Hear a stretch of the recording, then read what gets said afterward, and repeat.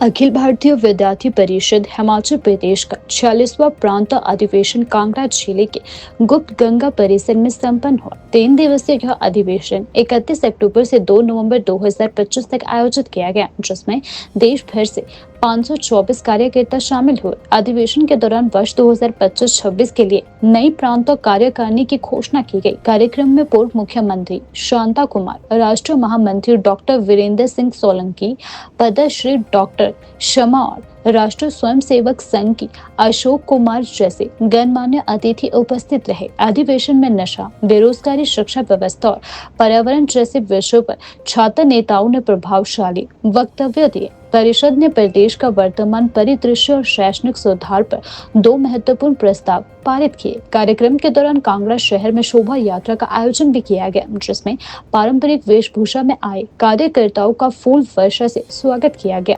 प्रदर्शनी में विद्यार्थी परिषद की वर्ष भर की गतिविधियों के साथ 2047 का विकसित भारत की झलक भी प्रदर्शित की गई।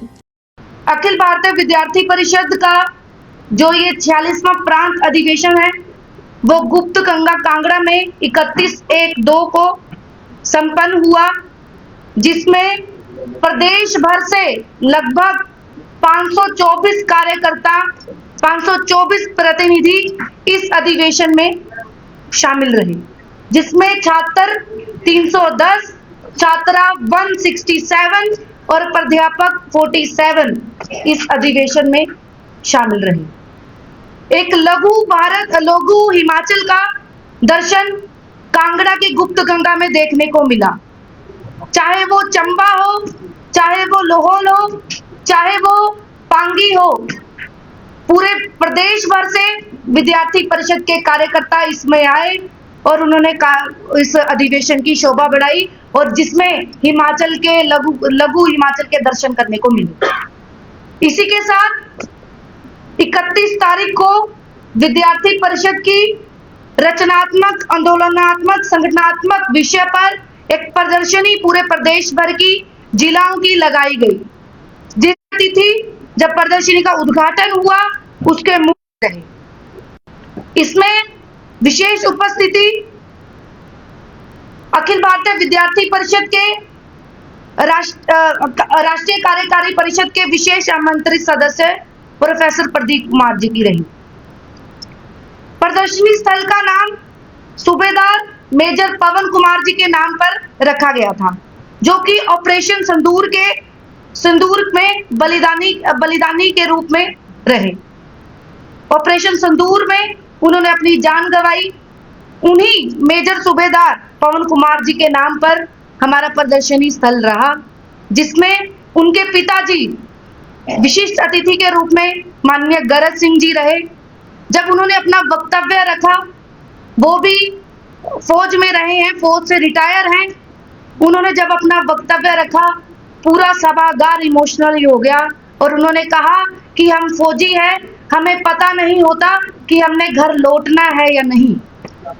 और उन्होंने कहा, जो मेरे बेटे ने मुझे ये सम्मान दिया है उसका मैं आभारी हूँ। विद्यार्थी परिषद ने जो मुझे सम्मान दिया है मैं उसका आभारी हूँ। इसी के साथ 1 नवंबर को नए अध्यक्ष मंत्री का चुनाव रहा, जिसमें अध्यक्ष डॉक्टर राकेश जी और मंत्री मैं स्वयं नैन्सी अटल जी रहे। और इसी के साथ हमारा उद्घाटन समारोह, इस अधिवेशन का उद्घाटन समारोह रहा, जिसमें मुख्य अतिथि पूर्व के मुख्यमंत्री श्री शांता कुमार जी रहे।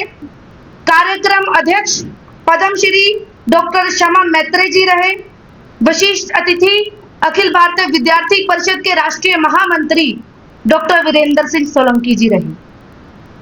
और स्वागत समिति के अध्यक्ष मुनीश शर्मा जी और स्वागत समिति के मंत्री उमेश दत्त जी इसमें रहे।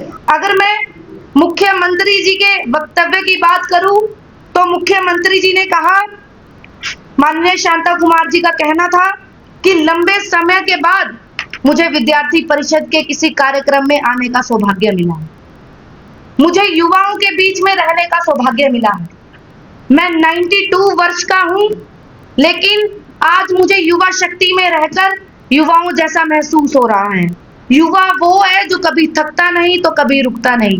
मैं भी 92 वर्ष का हूँ, मैं भी कभी रुका नहीं, ना ही मैं कभी झुका। इसी के साथ जब उन्होंने ये वाक्य बोले तो जो भी हमारे प्रतिनिधि 524 प्रतिनिधि वहां पर आए हुए थे, उनमें एक ऊर्जा मिली, उनको एक ऊर्जा मिली।